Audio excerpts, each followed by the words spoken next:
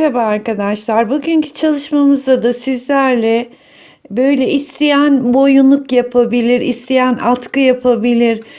Güzel bir örnekten boyunluk ve atkı yapımını göstereceğim. Bakın örneğimiz çift taraflı.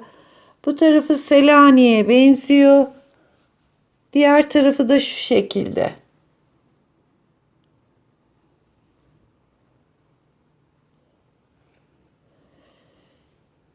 Boyunluk için bu atkı içinde boyunluk içinde aynı sayıda başlayabilirsiniz. Şöyle ben santimini vereyim.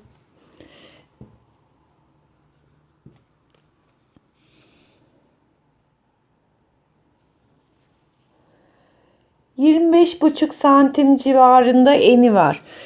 Boyu da şöyle göstereyim. Ben bunu hazırladım.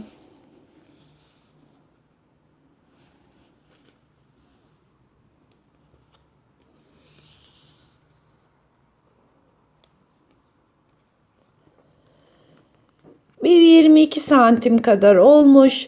Yani 1,20 santim civarı da yeter. Bu arada yapabilirsiniz. Bu ölçü boyunluk için.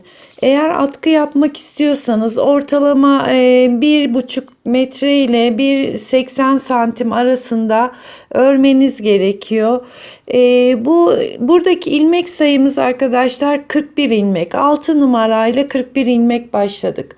Ama siz mesela çocuklara yapmak istiyorsunuz. Yani şöyle şu kadar yeterlidir.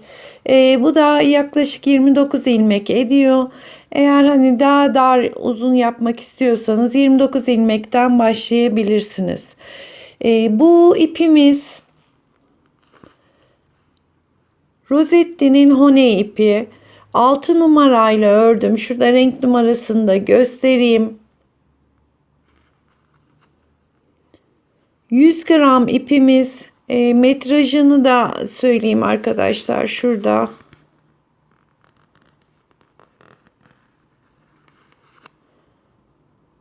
...230 metre. Yani bu boyunluk için 1,5 çile ip gitti. Hatta yarım çilesi bakın daha epeyce var. Yani atkı yaparsanız 2 taneden sanırım yetecektir. Boyuna 1,5 yumak kullandım. Örneğimizi tekrar göstereyim.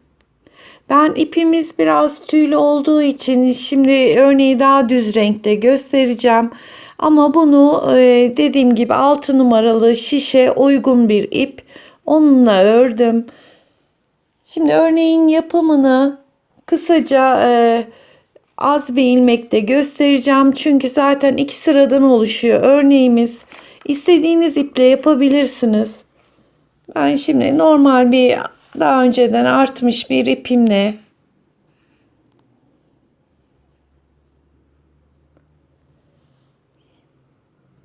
tek o ilmek olarak başlayacaksınız. Mesela dediğim gibi 29 ilmek dedim çocuklar için.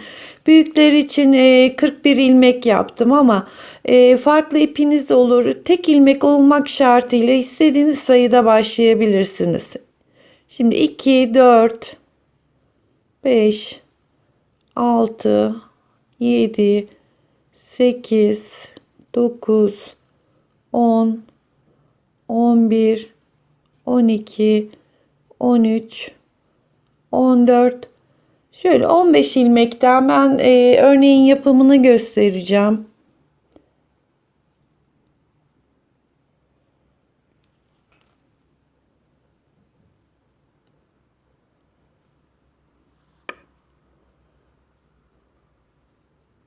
İlk ilmeğimi düz örüyorum.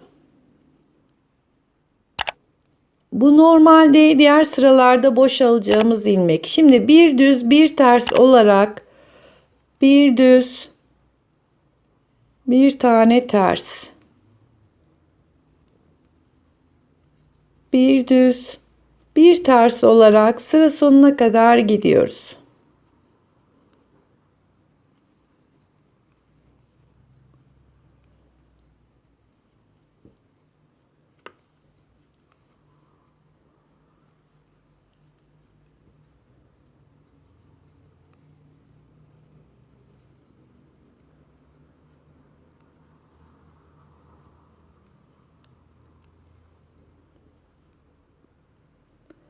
Son ilmeğimiz ters.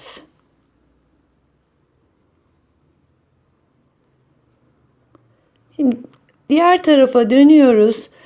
İlk sıra bu işlemi yaptıktan sonra şimdi artık örnek kurmasına geçiyoruz.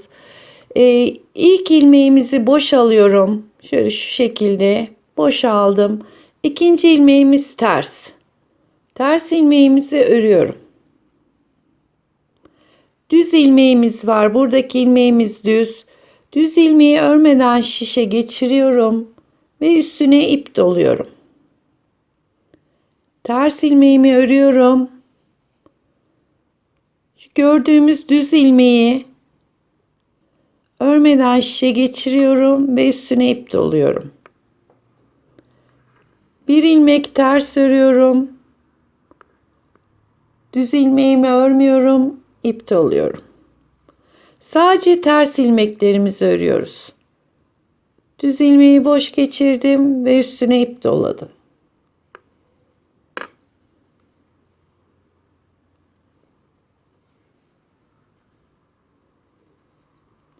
Ters ilmeği ördüm. Düz ilmeği örmeden şişe geçirdim ve ip doladım. Ters ilmeğimi ördüm. Son ilmeğimiz düz. Onu örüyorum.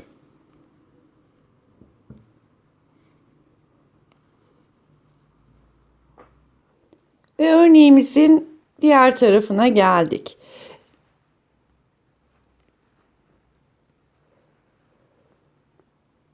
İlk ilmeği boş alıyorum.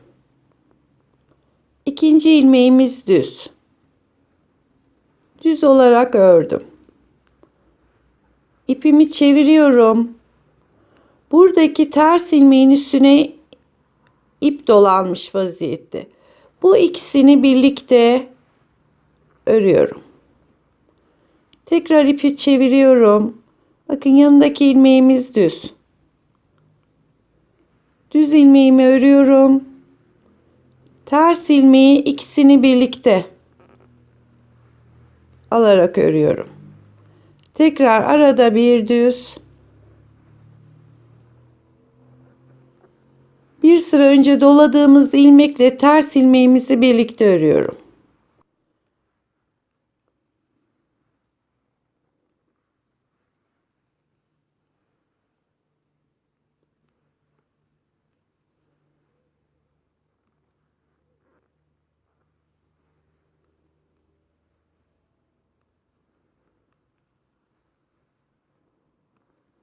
Sıranın sonuna kadar ters ilmekleri çift alıyorum.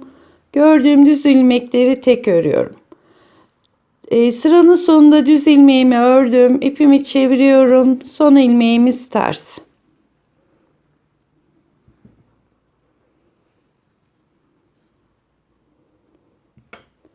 Tekrar bütün atkımız veya boyunluk boyunca bu aynı işlemi yapacağız.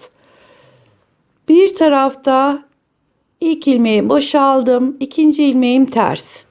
Ters örüyorum. Düz ilmeklerin üzerine bakın şuradaki ilmeğimiz düz. Düz ilmeklerin üzerine örmeden şişe geçiriyorum ve ip doluyorum. Tersleri örüyorum.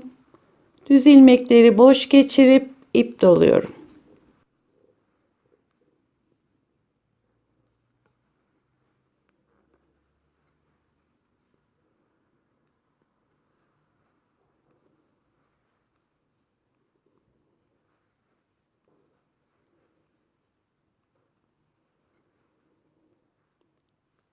Ters ilmeğimi ördüm. Son ilmeğim düz. Düz olduğu için onu örüyorum. Son ilmek olduğu için. Tekrar arka tarafına geldik. İkinci sıra. Birinci sırada düz ilmeklerin üstüne ip doluyoruz. İkinci sırada bütün ilmeklerimizi örüyoruz. İlk ilmeğimi boşaldım. Gördüğüm düz ilmeği ördüm. Ters ilmeği ikisini birlikte alarak.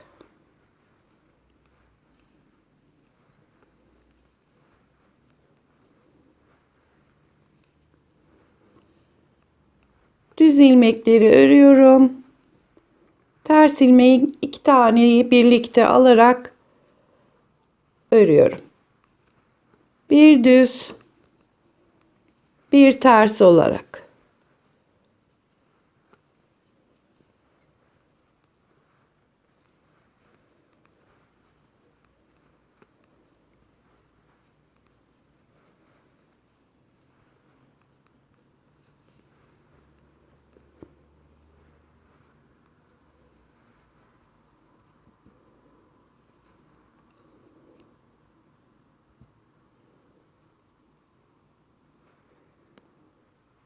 Diğer tarafımız bu şekilde. Yani ister burayı ön yüz olarak kullanın, ister bu tarafı ön yüz olarak kullanın. Şimdi bir iki sıra daha yapalım, daha net çıkacak ortaya. İlk ilmeği boşaldım ve tersle başlıyorum. Tersimi ördüm. Burada zaten bakın sıramız belli ediyor. Dolanmış ilmek olmadığı için bu yönde düz ilmeklerin üzerine ip dolayacağız. Düzü boşaldım ve ip doluyorum. Yani sadece ters ilmekleri örüyoruz. Düz ilmekleri örmeden şişe geçiriyoruz.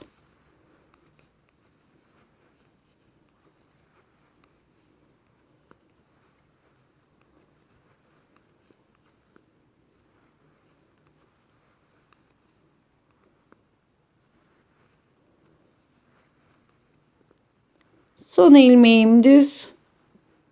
Onu düz olarak örüyorum. Birinci sırada ip doluyoruz. İkinci sırada gördüğümüz bütün ilmekleri düzleri düz olarak, tersleri de şöyle çift alarak yani iki ilmeği de doladığımız ilmekleri de alarak birlikte örüyorum. Düz ilmekleri tek, ters ilmekleri iki ilmeği birlikte alıyorum.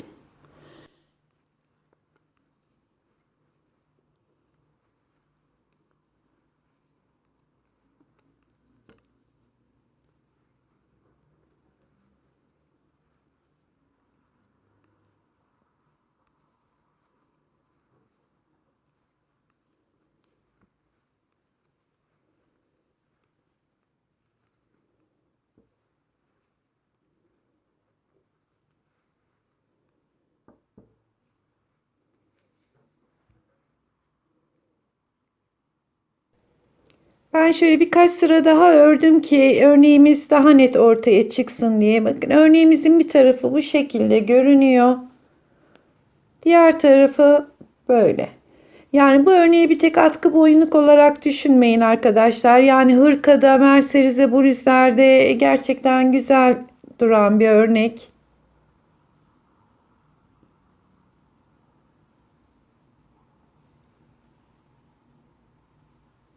Şimdi isterseniz boyunluğumuzda da bir iki sıra yapalım. Şöyle iki sıra bir örnek dolayarak geldim zaten. Dönüşünü beraber yapalım.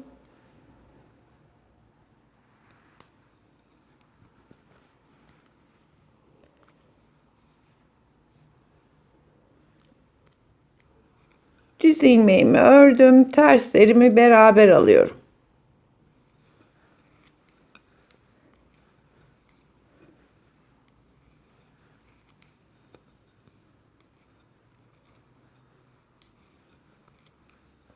Çift alıyorum. Düzlerimi örüyorum. Bu biraz ipimiz tüylü olduğu için çok net görünmeyecek diye diğerinde gösterdim. Her türlü ip de mesela diğeri düz bir ipti. Her türlü ipte çok güzel çıkan bir model. Bebek battaniyelerinde, kazaklarda, merserize, bluzlerde çok rahatlıkla kullanabilirsiniz.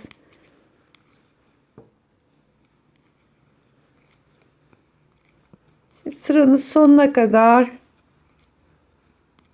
örneğimizi beraber yaptık. Dediğim gibi bu 41 ilmek ama tek ilmek olarak istediğiniz sayıda başlayabilirsiniz.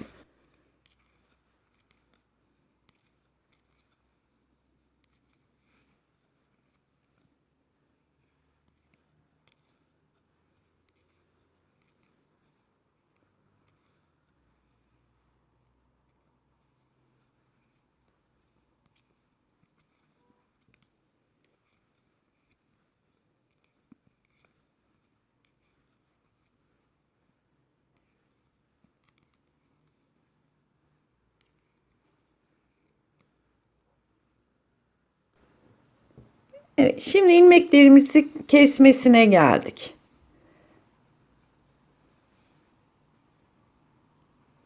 Örneğimizi şöyle tekrar bakalım.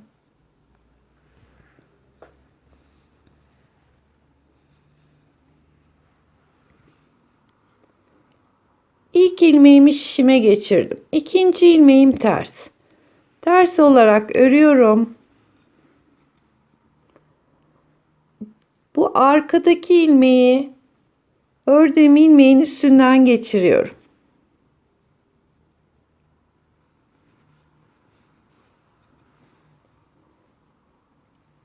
Düz ilmeğimi düz olarak örüyorum ve bir arkadaki ilmeği ördüğüm ilmeğin üstünden geçirdim.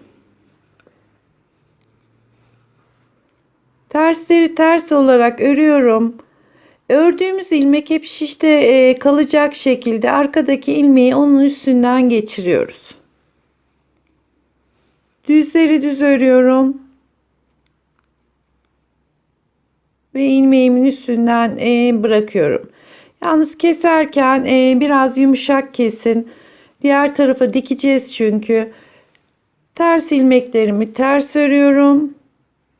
Bakın şu arkadaki ilmeği ördüğüm ilmeğin üstünden geçiriyorum.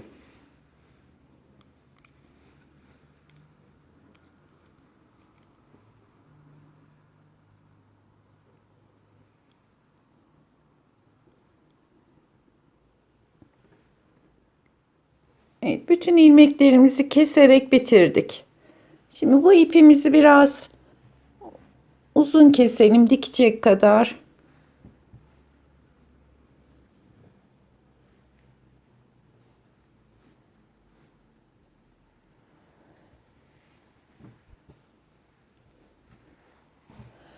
Şimdi bu boyunun dikimini yapacağız. İsterseniz iki yönü de böyle dikebilirsiniz. Yani iç tarafı dış tarafı, yani şöyle şu şekilde düzleri birbirine getirerek dikebilirsiniz. İsterseniz şöyle bir kere çevirip, bakın şurada çevirmesini yaptım.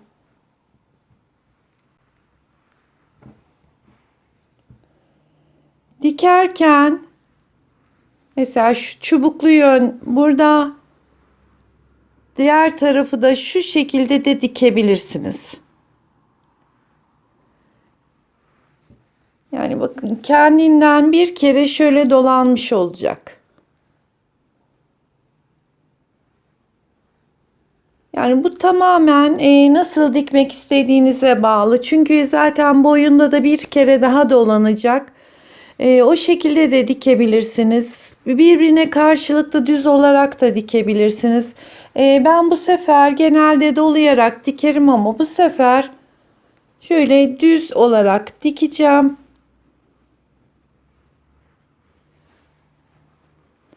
Yani iki yönümüzde düz. Diğer tarafı, çünkü çift taraflı kullanacağız. İster o tarafını ister düz çubuk tarafını kullanabiliriz.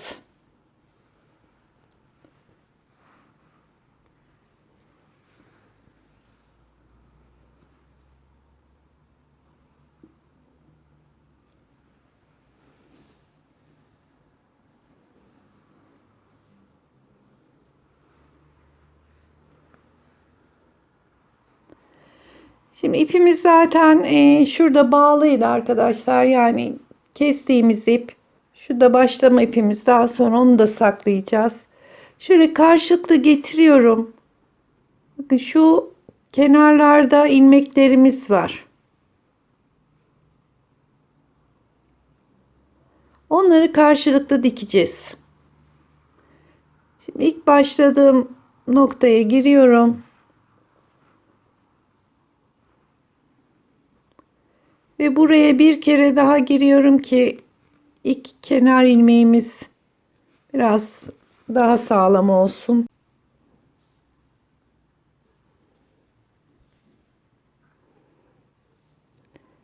Şimdi kenarı iyice sabitledikten sonra şu kenardaki ilmeklerimizden şu düzlerimiz birbirine gelecek şekilde Aynı ilmeğin karşı tarafını alıyorum.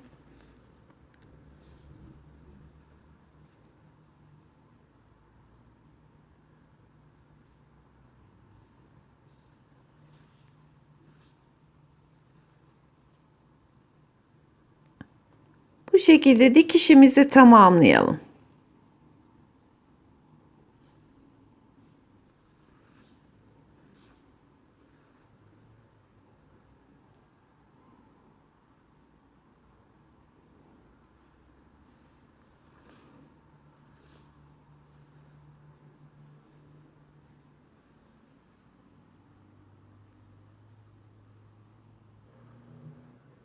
Evet, şöyle dikişini de bitirdikten sonra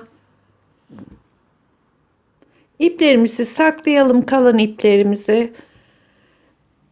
Dediğim gibi isterseniz bu tarafını kullanabilirsiniz.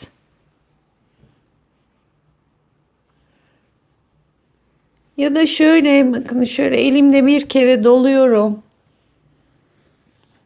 Boyuna takıldığı zaman şu şekilde olacak. Yani hem düz taraf hem ters taraf ikisi de görünecek.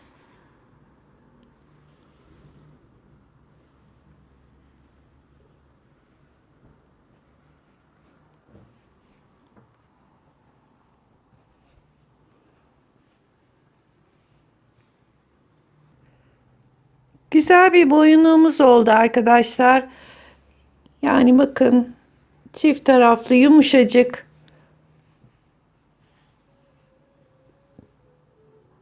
Yapacak arkadaşlara kolay gelsin.